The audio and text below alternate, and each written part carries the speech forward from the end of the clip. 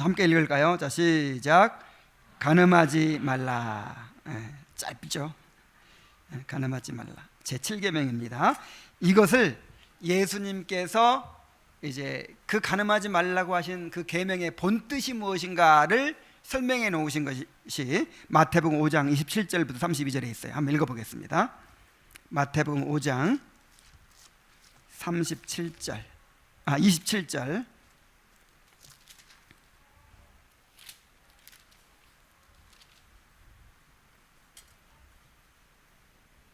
자, 32절까지 한번 같이 읽어보겠습니다. 시작. 또 간음하지 말라 하였다는 것을 너희가 들었으나 나는 너희에게 이르노니 음욕을 품고 여자를 보는 자마다 마음에 이미 간음하였느니라. 만일 내 오른눈이 너로 실족하게 하거든 빼어내버리라. 내 백체 중 하나가 없어지고 온몸이 지옥에 던져지지 않는 것이 유익하며, 또한 만일 내 오른손이 너로 실족하게 하거든 찍어내버리라. 내 백체 중 하나가 없어지고 온몸이 지옥에 던져지지 않는 것이 유익하니라. 또 일렀으되 누구든지 아내를 버리려거든 이혼 증서를 줄 것이라 하였으나 나는 너희에게 이르노니 누구든지 음행한 이유 없이 아내를 버리면 이는 그로 간음하게 하며, 또 누구든지 버림받은 여자에게 장가드는 자도 간음함이니라. 아멘. 자, 오늘은 제 7계명 간음하지 말라에 대해서 공부를 해보겠습니다. 요즘 그 신문지상에 이 성범죄에 대해서 계속해서 대서특필되고 있죠. 뭐 아주 유명한 연예인들이 성범죄를 저질렀다는 이야기들, 그리고 한국의 경제 대통령이라고 한 분, 모든 많은 젊은이들의 우상이 되었던 분의 그런 불미스러운 그런 기사도 보셨죠.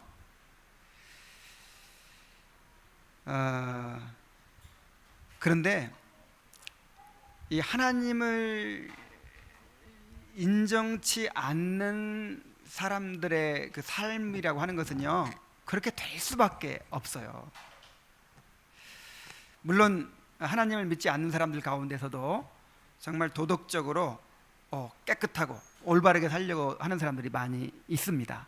그러나 더 많은 사람들이 그렇게 이제 자기 정욕을 따라서, 자기 욕심을 따라서 그렇게 살아갈 수밖에 없어요.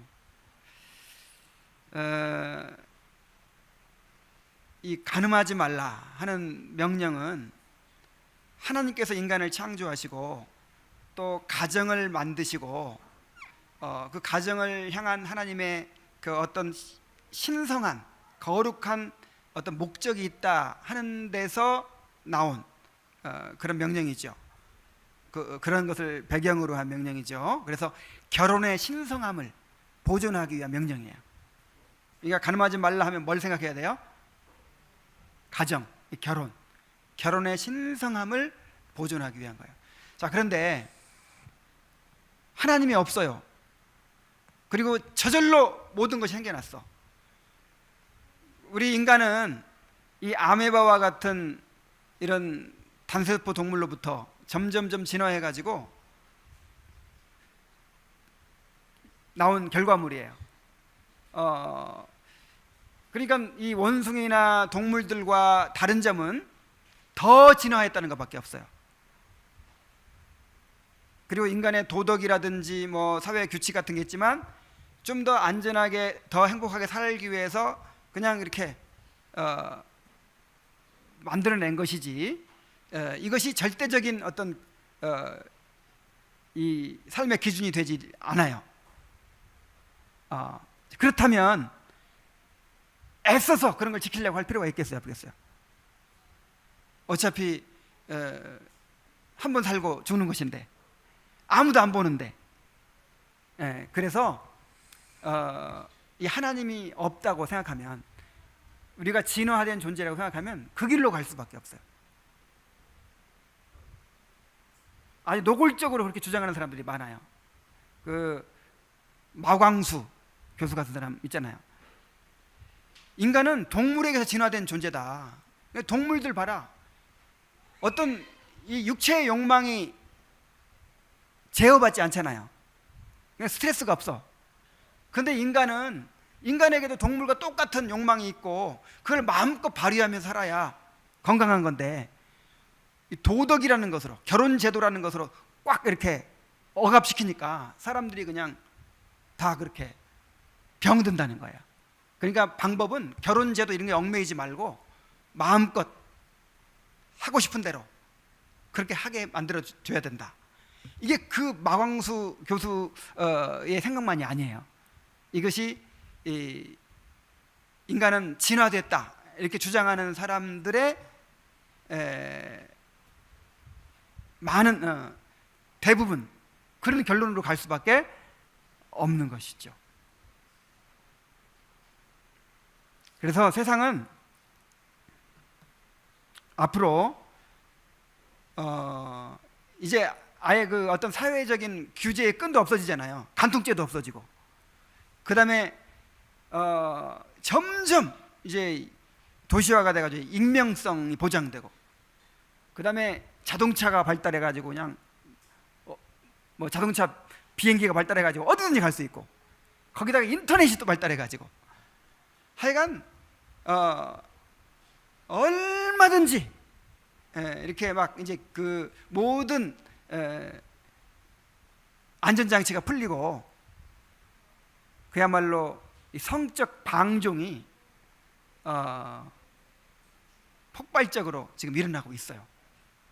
그래서 장차 아예 이 가정 제도 자체가 없어질 것으로 봅니다. 사회학자들이 실제로.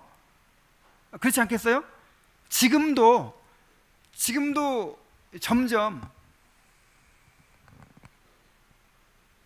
이렇게 한 가정에서, 우리는 아직 그런 사람들이 없어서 이야기하기가 쉽네요. 하여간 평범하게 그렇게 남자 여자 만나가지고 평생을 같이 해로하고 그 밑에 자식들이 자라나고 이런 가정이 드물어져 가고 있어요. 지금 서구에서는. 우리나라도 그렇게 따라가고 있어요. 점점 이제 이렇게 가다가 이 가정 제도 자체가 없어진다는 거예요. 그래서 이러한 시대에 우리가 살고 있는데, 우리 그리스도인들도 기준을 잃어버리고 거기에 물들기가 너무 쉽다는 거예요. 한 통계에 의하면 그리스도인 청년들의 50% 이상이 이 성관계를 경험했다는 거예요. 이 기독교 청년들의 50% 이상이.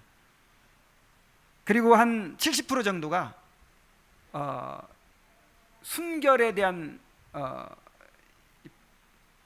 순결을 결혼 전까지 지켜야 되느냐, 여기에 대해서 그럴 필요 없다 이렇게 대답했다는 거예요.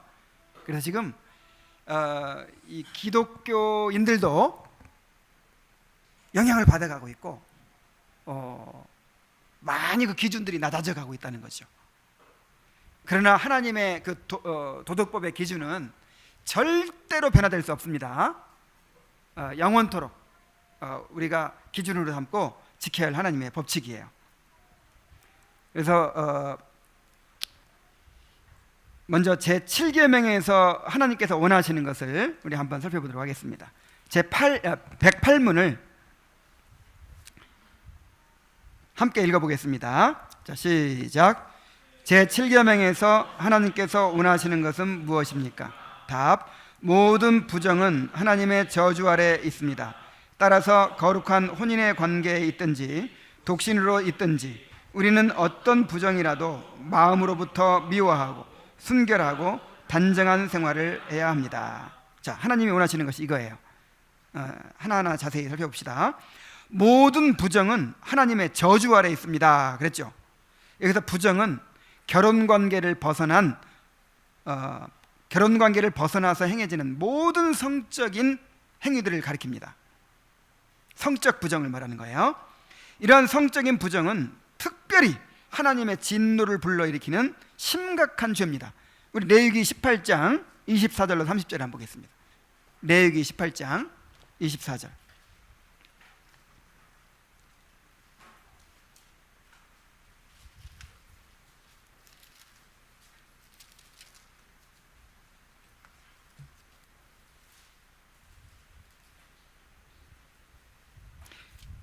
너희는 이 모든 일로 스스로 더럽히지 말라. 지금 성적인 범죄에 빠지지 말라고 얘기한 다음에 이렇게 얘기하는 거예요. 너희는 이 모든 일로 스스로 더럽히지 말라. 내가 너희 앞에서 쫓아내는 족속들이 이 모든 일로 말미암아 더러워졌고 그 땅도 더러워졌으므로 내가 그 악으로 말미암아 벌하고 그 땅도 스스로 그 주민을 토하여 내느니라. 이게 무슨 얘기예요? 아브라함에게 가나안 땅을 주시겠다고 약속한 다음에 400년 후에 그 땅을 주셨죠. 그 이유가 뭐였어요? 아브라함 당시에는 우상을 섬기기도 하고 하나님도 안 믿고 죄를 짓고 살았지만 그렇게 악을 행하지 않았다는 거예요. 그런데 400년 후에는 이 사람들이 어떻게 행했어요? 온갖 범죄를 저지르는데 특히 성적으로 극에 달하도록 타락했어요. 그래서 지금 이스라엘 백성들이 그러는 거예요. 내가 이 가나안 족속을 왜 쫓아내려고 하는 줄 아느냐? 바로 이런 죄들 때문이다 하면서 성적인 죄를 얘기하고 있어요. 소돔과 고모라가 왜 하나님의 심판을 받았죠? 하나님의 심판은 마지막 시대의 최후에 있을 것이지만 그 범죄가 극에 달하고 하나님의 진노를 불러일으킬 때는 현세에서도 심판하십니다. 그래서 소돔 성이, 고모라 성이 하나님의 심판을 받아서 멸망했죠. 왜 멸망했어요? 온갖 죄악들이 행해졌지만 특히 이 성적인 죄들이 많았어요. 특히 동성애, 이 소돔에서 그 동성애가 막 그렇게 행해졌잖아요. 그래서 그 천사가 롯을 찾아갔을 때 새로운 남자가 왔으니까 그 남자하고 내가 상관하리라. 상관한다는 말이 상관계 하겠다 그 뜻이에요. 막 달려들었잖아요. 그 정도로 그렇게 심각하게 타락했어요. 그래서 하나님이 더 이상 봐줄 수가 없어. 너무 가증스러워서 더 이상 봐줄 수가 없어. 그래서 그냥 심판하신 거예요. 그래서 물론 모든 죄가 다 하나님의 진노를 불러일으키는 죄입니다. 그러나 이 성적인 범죄는요 특별히 더 하나님의 진노를 불러일으키고 그 다음에 수많은 사람들에게 정말 나쁜 영향을 끼치고 그 관계된 사람들을 심각하게 상처를 주고 고통을 주는 그런 죄가 바로 성적인 범죄예요. 그래서 모든 부정은 하나님의 저주 아래에 있다 이렇게 얘기한 것입니다. 자, 그러면 왜 하나님의 성적인 부정을 그토록 가증하게 여기실까? 이것은 이제 결혼에 대한 하나님의 뜻을 우리가 깨달아야 돼요. 만약에 하나님이 없다 그런다면, 사람들이 저절로 생겨났다 그런다면 이 결혼은 그냥 아무 목적 없이 그냥 번식하기 위해서 생겨난 것이라고 할 수 있겠죠. 그러나 성경에는 그렇게 말하고 있지 않아요. 하나님께서 인간을 하나님의 형상대로 만드시고 이 가정을 창조하셨다 이렇게 얘기하고 있어요. 왜 가정을 만드셨을까요? 하나님께서 자기 형상대로 사람을 만드셨는데 만들어 놓고 보니까 남자와 여자예요. 아니, 이제 우리 입장에서 하나님은 계획하고 만들었죠. 하나님이 자기 형상대로 인간을 만드셨는데 남자와 여자로 만드셨단 말이에요. 그리고 두 사람이 합하여 한 몸이 되게 하셨어요. 그러니까 결혼을 창조하시고 성을 창조하셨다는 얘기예요. 하나님의 형상으로 하나님은 삼위로 계시죠. 성부, 성자, 성령 하나님이 온전히 서로 안에 거하시고, 그리고 완전한 사랑으로 서로를 기뻐하시면서 사랑하세요. 그 삼위 하나님의 그 영광스러운 연합을 나타내도록 남자와 여자로 만드시고 서로 합하여 한 몸이 되게 하신 거예요. 또한 하나님과 하나님의 백성의 연합을 또 보여주시기 위해서 결혼을 또 계획하신 것입니다. 그러니까 이 결혼에는 삼위 하나님의 연합을 반영한다 하는 의미도 있고, 하나님과 하나님의 백성과의 연합을 반영한다는 의미가 또 있어요. 그래서 하나님을 우리의 남편이라고 하죠. 그리고 우리를 그의 아내라고 하죠. 신부라고 하죠. 그리고 우리가 하나님 안 섬기고 우상을 섬길 때 그걸 뭐라고 그래요? 영적인 간음이라고 하죠. 신약 성경에는 이것을 이제 그리스도와 교회와의 관계로 묘사합니다. 그러니까 그리스도와 교회와의 관계를 반영하기 위해서, 나타내기 위해서 남자와 여자로 만드시고 결혼하게 하셨다, 이 말이에요.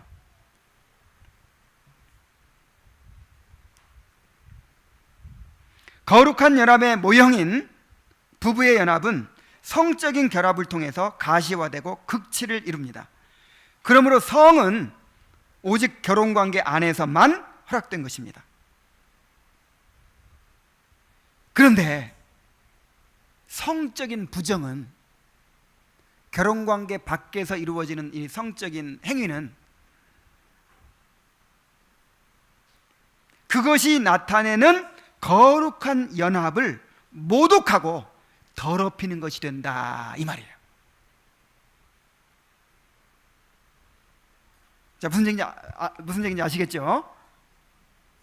그러니까 이 남자와 여자가 만나서 서로 사랑하고 영적으로, 정신적으로, 육체적으로 연합해서 정말 그 하나님의, 삼위 하나님의 그 영광스러운 연합을 모형으로 드러내도록, 그리스도와 교회와의 연합을 모형으로 드러내도록. 그래서 그 성적인 그 쾌락이 그 하나님 나라에서의 그 극치에 이르는 기쁨, 이것의 모형이에요. 더러운 게 아니에요. 이것이 거룩한 것입니다. 하나님의 그 창조의 목적은 거룩한 것으로 창조한 거예요. 그런데 그것을 이제 인간의 쾌락의 수단으로 삼는 것이죠. 그래가지고 결혼의 언약을 깨뜨리고 그거를 그냥 짐승처럼, 동물들처럼 그렇게 막 사용하는 거예요, 성을. 이것은 이 거룩한 연합에 대한 모독이에요. 더럽히는 거예요. 그래서 하나님께서 성적인 범죄를 그토록 증오하시고 가증스럽게 여기시고 진노하시는 것입니다. 그래서 우리는 어떤 부정이라도 마음으로부터 미워하고 순결하고 단정한 생활을 해야 합니다, 그랬죠. 자, 어떤 부정이라도 마음으로부터 미워해야 돼요.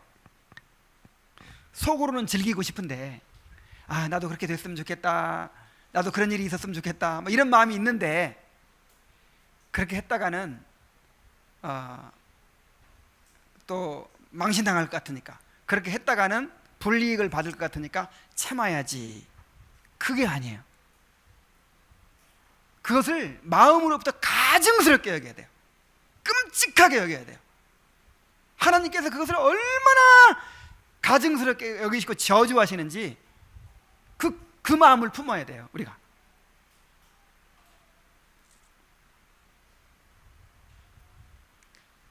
그리고 순결하고 단정한 생활을 해야 합니다. 고린도후서 7장 1절에 그런즉 사랑하는 자들아, 이 약속을 가진 우리가 하나님을 두려워하는 가운데서 거룩함을 온전히 이루어 육과 영의 온갖 더러운 것에서 자신을 깨끗하게 하자 그랬어요.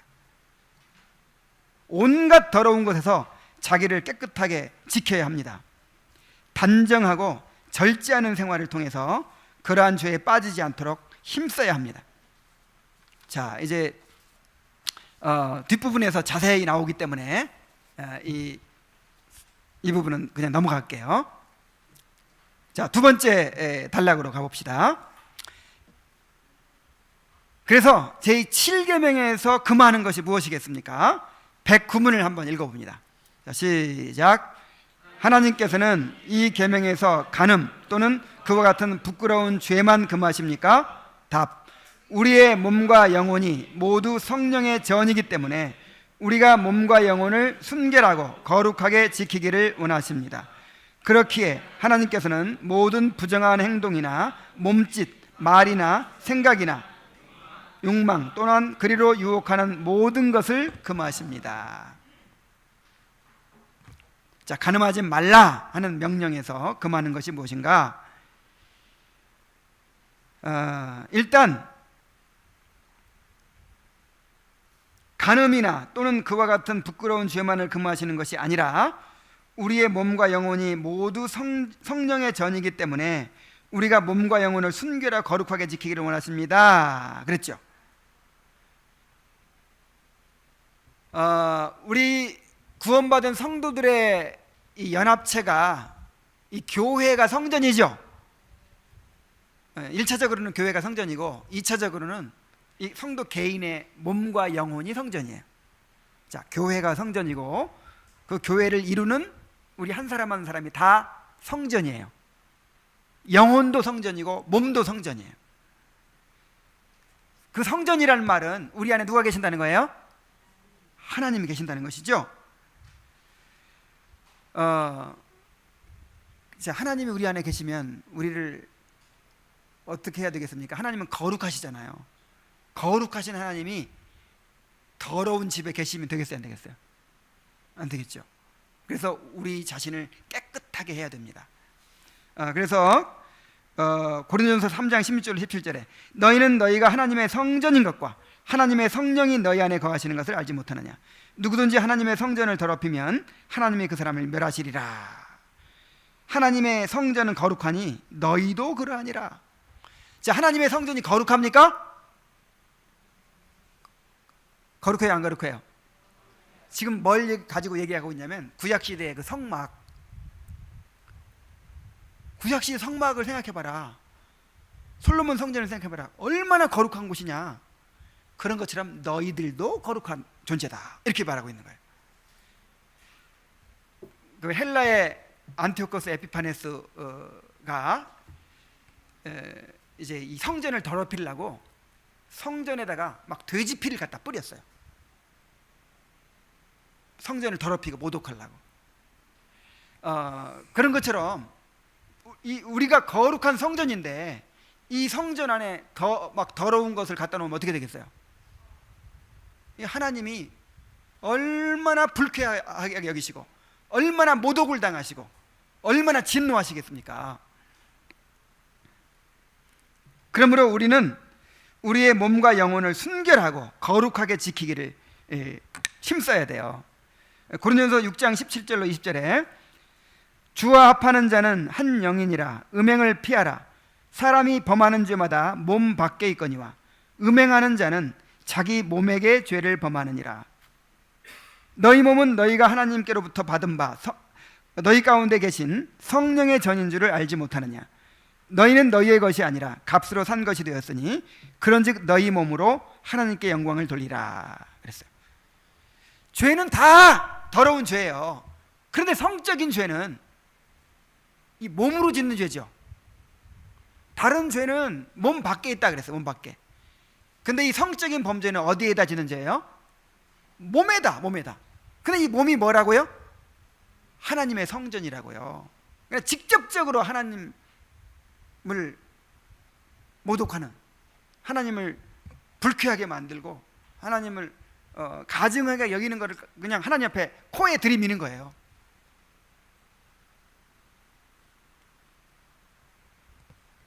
그러므로 우리 몸과 영혼을 거룩하게 보존하기를 힘써야 합니다. 자, 이를 위해서 금하시는 것. 첫째, 모든 부정한 행동이나 몸짓. 자, 모든 부정한 행동이나 몸짓을 하지 말아야 한다는 거예요. 뭐가 있을까요? 부정한 행동이나 몸짓, 어떤 성적인 그런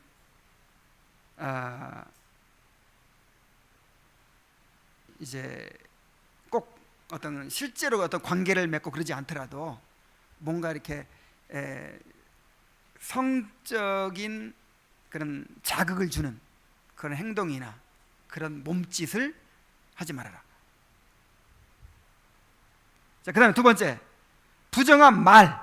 에베소서 5장 3절로 4절에 음행과 온갖 더러운 것과 탐욕은 너희 중에서 그 이름조차도 부르지 말라.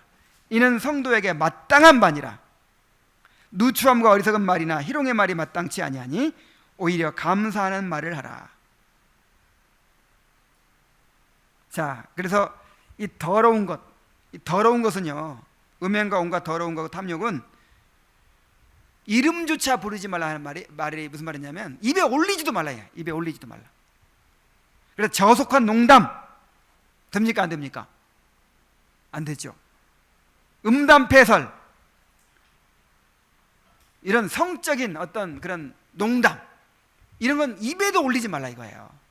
이건 성도의 마땅한 바다. 거룩한 성도의 마땅한 바다. 그 다음에 세 번째, 부정한 생각이나 욕망. 그랬어요. 부정한 생각이나 욕망. 지난번에 그런 말씀 드렸죠.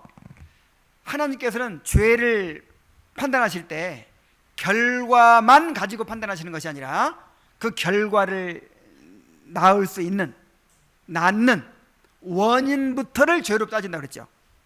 원인. 그러니까 실제 성적인 어떤 범죄를 저지를 때는 그 원인이 있어요. 맨 처음에 뭐 하죠? 생각을 해. 생각으로 그렇게 해야겠다. 그리고 욕망을 품어요. 그렇게 하고 싶다. 그래서 이 세상에서는 결과만 가지고 따지죠. 아무리 마음속으로 욕망을 품고 생각을 했더라도 결과적으로 그 일만 안 하면 돼요. 그러나 하나님은 마음속을 꿰뚫어 보시는 분이기 때문에 마음으로 이 생각을 품는 것부터가 간음죄예요. 그리고 그런 욕망을 품었다는 것 자체가 간음한 죄예요. 그래서 오늘 읽은 말씀에 또 간음하지 말라 하였다는 것을 너희가 들었으나 나는 너희에게 이르노니 음욕을 품고 여자를 보는 자마다 마음에 이미 간음하였느니라. 자, 음욕을 품고 여자를 보면 이미 어떻게 했다고요? 마음에 간음했다고요. 마음으로 더러운 상상을 하거나 마음의 음욕을 품는 것도 하나님이 보실 때는 실제로 간음한 것과 똑같다는 거예요. 그래서 더 나아가서 네 번째로 그리로 유혹하는 모든 것, 이것이 다 하나님께서 금하시는 것입니다. 자, 지금까지 어떤 것들을 금하라고 그랬어요? 모든 부정한 행동이나 몸짓, 부정한 말, 부정한 생각이나 욕망, 이런 것들을 낳을 수 있는 그리로 유혹하는 모든 것이라고 했어요. 다시 말하면 유혹이 될 수 있는 것들을 피하라는 것이죠. 그래서 자, 보세요. 여자를 보고 마음의 음욕을 품으면, 마음의 음욕을 품고 여자를 보면 뭐 하는 죄다? 간음한 죄다. 여자들도 마찬가지죠. 음욕을 품고 남자를 보면 그게 간음하는 죄겠죠. 근데 이제 주로 남자들이 많이 해당이 될 거예요. 그러면 음란물을 보면 그런 죄를 당연히 지켰죠. 음란물. 우리 한국 남자들의 70% 이상이 음란물을 본대요. 그리스도인들도 마찬가지예요. 많은 사람들이 봐요. 남자들. 왜냐하면 그거를 죄로 안 여기기 때문에. 근데 성경에서는 분명히 죄라고 얘기합니다. 왜냐하면 그 보면서 어떤 생각을 하게 돼요. 그런 나쁜 상상을 하게 되잖아요. 그리고 그런 욕망이 일어나잖아요. 그래서 일단 그 음란물 같은 거를 이렇게 보는 거, 그런 거를 금하고 있는 거예요. 그리로 유혹하는 모든 것이라고 했잖아요. 음란한 영화, 인터넷 사이트, 또 음란하고 폭력적인 게임. 요즘에 그 막장 드라마들, 그 옛날 그 애인이라는 드라마가 있었잖아요. 애인. 그 드라마 이후로 그렇게 얼마나 아름답게 묘사합니까? 이게 이제 예술이라는 이름으로 그런 불륜 이런 거를 너무 아름답게 묘사하는 거예요. 그러면 그 계속 보면 어떤 생각이 들어요? 이 영화 같은 걸 보면은 몰입을 하죠. 이렇게 감정이입을 하죠. 내가 주인공이 되는 거잖아요. 빨리 이루어졌으면 좋겠다. 빨리 어떻게 되라. 막 내가 그 입장이 돼가지고 막 그렇게 하고 있어요. 지금 나도 모르는 사이에.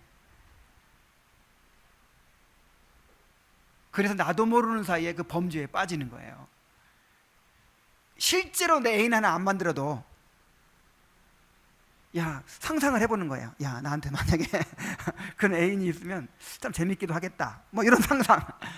그럼 이미 뭐 한 죄다? 간음한 죄다. 그런 거 자꾸 보면 되겠어요? 안 되겠어요?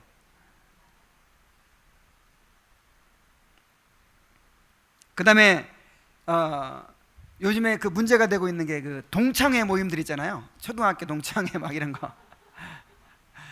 그래, 물론 뭐 건전한 그런 것도 얼마든지 있겠죠. 그런데 가가지고 옛날 초등학교 때 너 하고 막 그렇게 막 지내던 이제 그 동창들 만나가지고 그렇게 노래방도 가고 어디도 가다가 그런 일이 일어나는 것들을 많이 봐요. 그리고 여러분, 그리고 이 평범한 대한민국 사람들요, 정말 이런 십계명 같은 이런 분명한 도덕 기준이 없으면요, 그런 거 죄로 안 여깁니다. 제가 이 중학교 동창들 이제 나도 하도 이렇게 맨날 믿는 사람들과만 어울리니까 안 되겠다. 나도 좀 불신자들하고도 어울려야겠다. 그래가지고 이 동창들을 찾아내가지고 이제 동창 모임회를 좀 나가기도 하고, 카톡창이 있어요 지금 거기. 전부 착한 사람들이에요. 굉장히 성실하고 착한 사람들이에요. 근데 애인들이 있어요.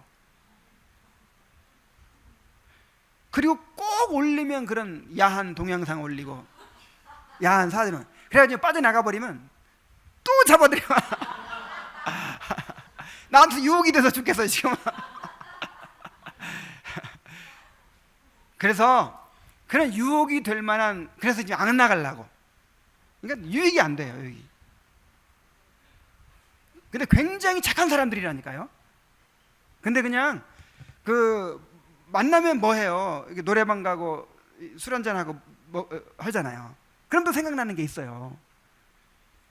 근데 그런 거를 도덕적으로 이게 안 좋다 이렇게 생각을 안 해요. 절대 그렇게 생각 안 해요. 이거는 그냥 남자들이, 이 문화야, 문화. 조선시대부터 내려오는 그런 사대부 문화예요.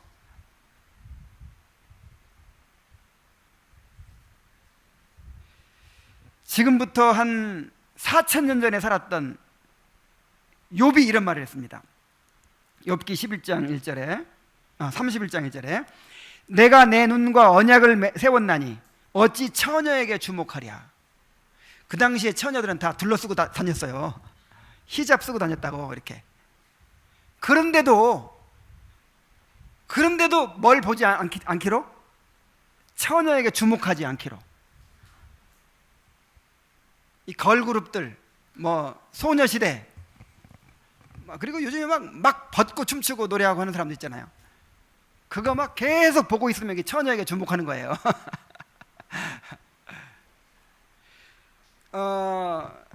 요즘에 그 칭찬이 뭐냐면, 여자들한테 칭찬이 뭐냐면 섹시하다 하는 거잖아요. 섹시하다. 섹시하다가 무슨 뜻이에요? 어떤 성적 자극을 준다는 거잖아요. 그래서 그런 이제 연예인들, 그런 사람들이 이 성적 자극을 주는 거예요. 더 보라고.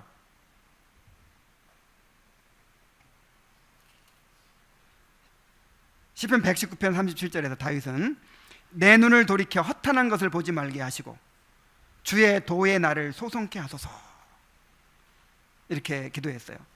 허탄한 것을 보지 말게 하소서. 그래서 이게 나한테 경건에 유익이 안 된다, 그런 거 보지 마세요.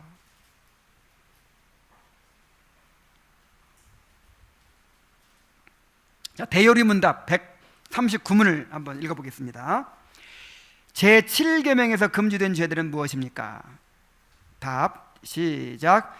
제7계명에서 금지된 죄들은 요구된 의무들을 등한히 하는 외에 간음, 음행, 강간, 근친상간, 남색, 모든 부자연스러운 정욕, 모든 부정한 상상과 생각, 목적, 애정, 모든 부패한, 모든 추잡한 교제, 혹은 그것에 귀를 기울이는 것, 음탕한 표정, 뻔뻔스러운 추태, 경솔한 행동, 단정치 못한 옷차림, 합법적 결혼의 금지와 불법적 결혼의 시행, 매음을 허락, 관용, 보존하며 음녀들에게 가는 것, 독신 생활에 얽매이는 서약, 결혼의 부당한 지연, 일시에 한 사람 이상의 아내나 남편을 가지는 것, 부당한 이혼 혹은 버림, 게으름, 포식, 술 취함, 음란한 친구의 교제, 음탕한 노래, 서적, 그림, 춤, 연극과 우리들 자신이나 다른 사람들에게 음란을 자극시키는 것이나 음란의 행위를 하는 모든 것들입니다.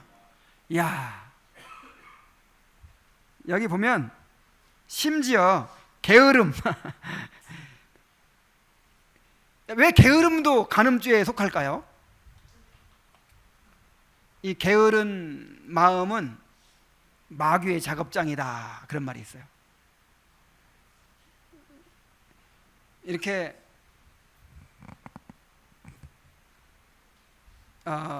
아무것도 목표가 없이 게으르게 하고 있으면 인간은 죄인이기 때문에 어디로 흘러요? 뭔가 뭐 재밌는 거 없나, 뭐 좋은 거 없나, 이렇게 자꾸만 그런 죄악으로 흐르게 돼 있어요. 심지어 그래서 게으름까지도 피하라 그랬어요. 포식. 그러니까 사람이 한 군데서 무너지면요, 다른 데까지 다 무너지는 거예요. 그래서 폭력물, 음란물 이런 게요, 그냥 폭력물에 이렇게 노출되면 음란물까지도 이렇게 가게 돼 있고, 음란물에 노출되면 폭력물까지도 가게 돼. 이게 한 군데가 무너지면 다 무너지는 거예요. 그런 면에서 절제해야 된다는 거예요. 절제. 욕망을 절제할 줄 아는 사람이 되어야 한다는 거예요. 뭐 음란한 친구와의 교제, 음탕한 노래. 요즘 가사들 정말 음탕하더라고요. 서적, 그림, 춤, 연극, 자, 이런 거. 또 재밌는 거는 독신 생활에 얽매여 있는 서약. 그러니까 그 독신 생활에 얽매여 있는 서약이 누가 그렇게 하죠? 이 천주교 신부 수녀. 이거는 하나님이 명하신 거 아니에요. 성경에 거룩해지려면 결혼하지 마라, 그런 말 있어요? 독신으로 살면 깨끗하고 결혼해서 성생활도 하고 그러면 더러워요? 자, 어느 쪽이 더 깨끗해요? 아까도 말씀드렸지만 성은 더러운 게 아닙니다. 하나님께서 거룩하게 창조하신 것입니다. 그래서 하나님의 그 목적 안에서 사용하면 거룩한 거예요, 성도. 그래서 천주교 신부는 결혼 안 하고 평생 독신으로 사니까 깨끗하고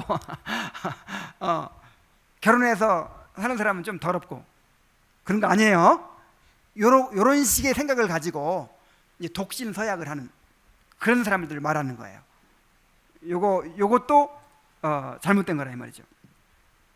결혼에 부당한 지연 이것도 금해야 될 간음죄의 범주에 들어있어요. 결혼에는 뭐라고? 부당한 지연이라고 했어요. 그러니까 결혼을 하려고 했는데 적당한 사람도 못 만나고 그래가지고 늦어지고, 이걸 말하는 거 아니에요. 그러니까 나 혼자 좀 더 재밌게 살고 싶어, 얽매이지 않고 좀 자유스럽게 더 살고 싶어 해가지고 정년기가 지났는데도 계속 지연시키는 거예요. 그러면 이게 간음죄야. 왜 그럴까요? 자, 결혼의 목적이 뭐냐면 생육하고 번성하도록 하셨고, 그걸 통해서 이제 아까 제가 말씀드린 그 하나님의 그 거룩한 연합을 반영하도록 그렇게 결혼의 목적이 주어졌거든요. 그런데 인간이 타락한 후에는 세 번째 목적이 생겼어. 세 번째 목적이 뭐냐면 고린도전서 7장 1절 이하에 나와요.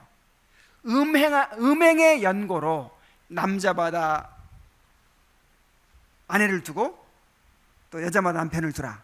뭐의 연고로? 음행의 연고로. 그러니까 인간은 이제 죄로 부패해져 있기 때문에 쉽게 그런 음행의 범죄를 저지를 수 있다는 거예요. 그러니까 분명한 독신의 은사를 받지 않는 한 다 결혼해야 돼. 정년기가 되면. 근데 나 혼자 좀 자유롭고 싶어서 정년기가 됐는데도 계속 안 하고 있어요. 그러면 계속 그 유혹에 노출되겠죠. 그래서 그 자체를 이제 금하고 있는 것이죠.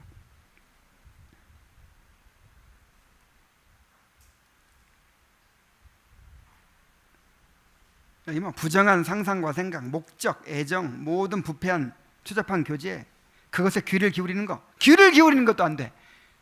야, 그 뭐 재밌는 얘기야. 야, 누구하고 바람 피웠대 어쩌고. 그래, 불륜이 뭐라고 이렇게 달콤해가지고 막 그것도 안 돼요. 경솔한 행동, 단정치 못한 옷차림, 하의 실종 패션, 이거 안 돼.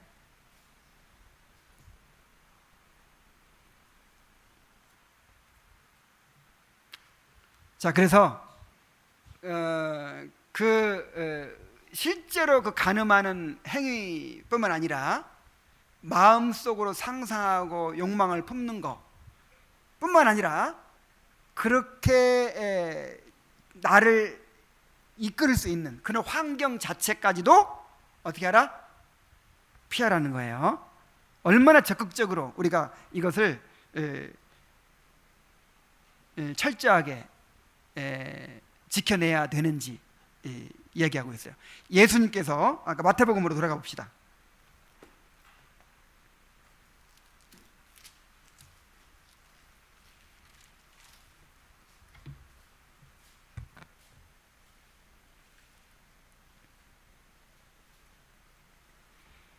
자, 다시 읽어봅니다. 또 간음하지 말라 했다는 걸 너희가 들었으나 나는 너희에게 이르노니 음욕을 품고 여자를 보는 자마다 마음에 이미 간음하였느니라. 만일 내 오른눈이 너로 범죄케 하거든 떼어내버리라. 내 백체 중 하나가 없어지고 온몸이 지옥에 던져지지 않는 것이 유익하며, 또한 만일 내 오른손이 너로 실족하거든 찍어내버리라. 내 백체 중 하나가 없어지고 온몸이 지옥에 던져지는 것보다 던져지지 않는 것이 유익하니라. 지금 성적인 범죄는요, 이런 정도로 단호해야 된다는 거예요. 자꾸 내 오른손 오른눈은 나에게서 아주 귀중한 걸 말해요. 그것이 무슨 동창 모임이 됐든, 아니면 그것이 나 유일한 낙이 드라마 보는 거야, 뭐 그것이 됐든, 아니면 친구 만나는 것이 됐든, 아니면 내 무슨 취미가 됐든, 내가 아주 귀중하게 여기는 어떤 것이 있어요. 근데 그것이 자꾸만 나를 성적인 범죄 그쪽으로 끌어가는 거예요. 그걸 어떻게 해버려라? 찍어버려라. 잘라내버려라. 단호하게. 왜? 늘 그런 범죄 속에 살아가는 사람들은 천국 못 가요. 지옥 가요. 성경에 계속 그런 얘기를 해요. 이렇게 음란한 자나 간음하는 자나 살인자나 뭐 이런 죄 가운데 거하는 자들은 하나님의 나라를 유업으로 받지 못한다. 믿음으로 값없이 받는데, 자, 믿음으로 값없이 받은 사람들은 그런 죄를 계속 지을 수 있어요, 없어요? 없어요. 정말 믿음으로 구원받은 사람들은요, 그런 죄를 미워하고 두려워하고 단호하게 자르려고 하는 그런 의지가 있어요. 자, 이렇게 부정적인 면에서, 소극적인 면에서 금해야 될 것만 있는 것이 아니라 적극적인 면에서 순종해야 될 것이 있어요. 결혼의 언약에 충실해야 합니다. 그래서 예수님께서 그 마태복음을 계속 보면 무슨 얘기해요? 또 일렀을 때 누구든지 아내를 버리려거든 하면서 이혼 얘기하잖아요. 이혼하지 말라고. 다시 말해서 우리 간음하지 말라는 하나님의 계명을 순종하기 위해서는 소극적인 면에서는 이제 그런 죄를 범하지 않도록 철저히 이렇게 금해야 되고요. 적극적인 면에서는 결혼의 언약에 충실해야 돼요. 살인하지 말라는 명령이 죽이지 말라, 미워하지 말라가 아니라 말라만이 아니라 적극적으로 그 생명을 보호하고 인격을 존중해 주라는 거잖아요. 마찬가지로 간음하지 말라는 계명은 똑같아요. 그런 부정한 행위를 하지 말라는 것만이 아니라 적극적으로 이 결혼의 언약에 충실하라는 거예요.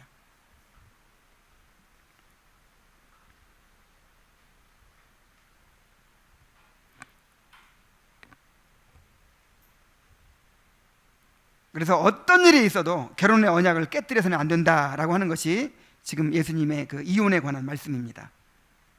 이혼이 허락되는 경우는 딱 한 가지밖에 없어요. 어떤 경우죠? 상대방이 결혼의 언약을 깨뜨리고 이렇게 이제 다른 여자한테 가버렸어. 다른 남자한테 가버렸어. 그러면 이혼할 수 있어요. 그렇다고 해서 간음만 하면 무조건 이혼한다, 그게 아니라 회복할 수 있는 한 최선을 다해서 회복하도록 노력을 해야 돼요. 그런데 이제 그렇게 해서도 안 될 경우 최후의 수단에 이제 이혼할 수 있다는 것이죠. 근데 칼빈은 여기에 한 가지 더 붙였는데 유기라는 게 있어요. 유기. 나를 버리고 떠나버렸어. 나를 그냥 버리고 떠나버렸는데 소식이 없어. 그럼 언제까지 혼자 살 수 없잖아요. 그래서 최소한 10년 정도 기다려보고 만약에 그 연락도 없이 그렇게 버렸으면 이제 다시 이혼해도 좋다, 다시 재가해도 좋다, 이렇게 얘기했어요.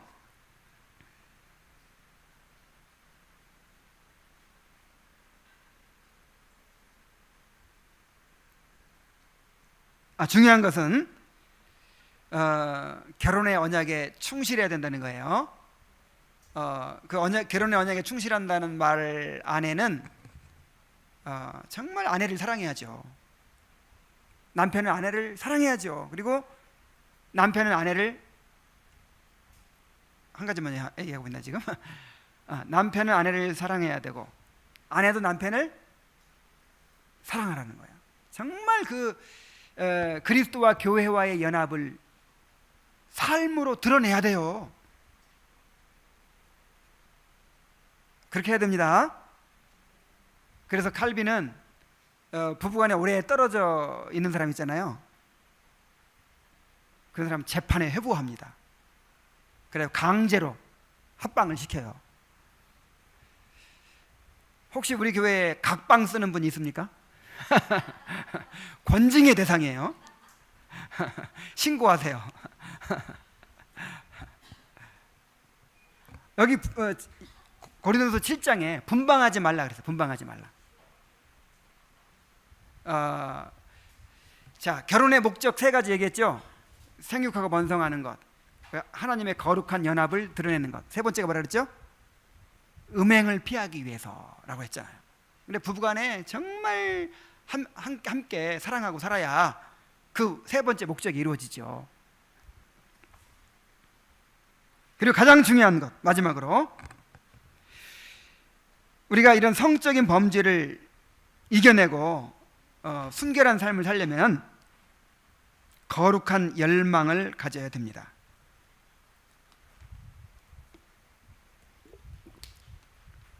인간이 성에 탐닉하는 것은 하나님을 향한 갈망의 왜곡된 표출이에요. 자, 인간은 하나님을 즐거워하며 하나님으로 무한히 행복해하고 기뻐하고 만족하도록 지음받았어요.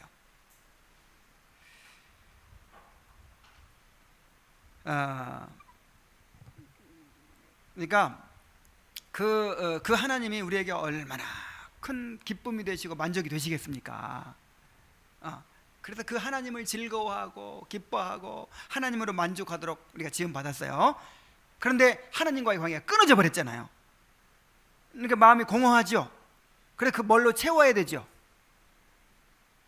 그 중에 가장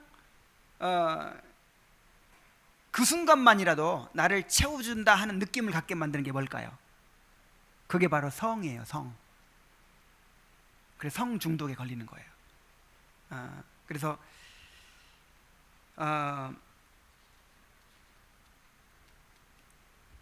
이 원래는 하나님을 통해 누리는 최고의 기쁨을 상징하는 거라 그랬죠. 이 성이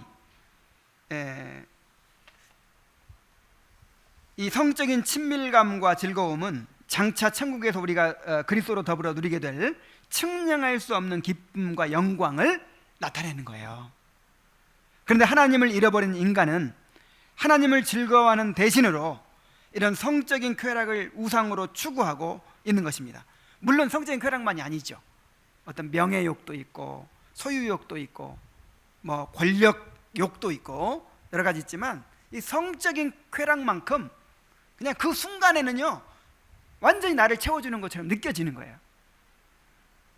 그래서 레리 크랩은 말하기를 모든 갈망은 하나님을 향한 갈망이다 그랬어요. 한번 따라해 봅시다. 모든 갈망은 하나님을 향한 갈망이다. 예를 들어 성에 대한 갈망이든지 아니면 권력욕에 대한 갈망이든지 명예욕에 대한 갈망이든지 지식욕에 대한 갈망이든지 그걸로 나를 뭔가 채우려고 하는 것은 하나님께서 그런 갈망을 심어 주셨기 때문이에요. 누구로 채워지도록? 하나님으로 채워지도록 그렇게 만드셨어요. 근데 하나님을 잃어버리니까 이제 그런 성이나 그런 소유물이나 그런 쾌락이나 그런 명예나 이런 걸로 채우려고 하는 거예요. 그런데 채워집니까? 채워지질 않죠. 그래서 체스터톤은 심지어 이런 말을 했어요. 주정뱅이가 비틀거리며 창녀의 집 문을 두드리는 것은 구원의 문을 두드리는 애절한 몸짓이다 그랬어요. 그러니까 뭔가 좀 쾌락을 찾기 위해서, 그러니까 이 돈으로 살 수 있는 사랑 친밀감이 바로 성이거든요. 그런 그래서 그렇게 애절하게 두드리는 그것이 결국은 누구를 향한 갈망이 그렇게 표출된 거예요? 하나님을 향한 갈망. 그러므로 성적인 죄를 이기려면 뭔가 그거 말고 채워지는 게 있어야 할 거 아니에요. 그것이 바로 무엇입니까? 하나님을 즐거워하는 거예요. 하나님을 향한 갈망이 여러분들을 지배해야 됩니다. 그러면 자유로워져요. 정말 자유로워져요. 하나님으로만 만족하고 하나님으로만 기뻐하고 하나님만이 내 영혼의 깊은 갈망을 채워주시는 분이라는 것을 깨달아야 됩니다. 그러면 그런 것들로부터 자유로워질 수 있는 거예요. 중독에서 자유로워질 수 있어요. 모든 중독에서. 중독이 왜 걸립니까?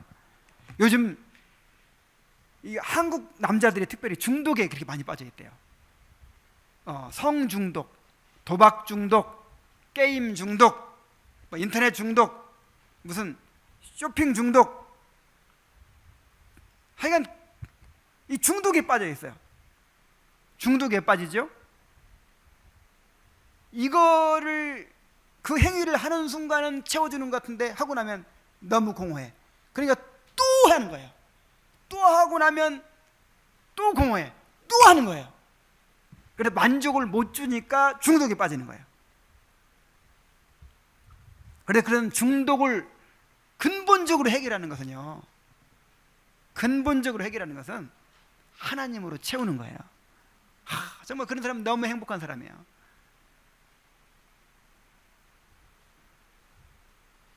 여러분의 심령에 하나님을 향한 갈망이 뜨겁게 불타올라서 하나님으로 충만하게 채워질 수 있게 되기를 바랍니다. 그래서 우리를 정말 더럽게 만들고 정말 하나님의 진노를 불러일으키는 그런 악한 죄로부터 여러분 자신을 지킬 수 있게 되기를 바랍니다.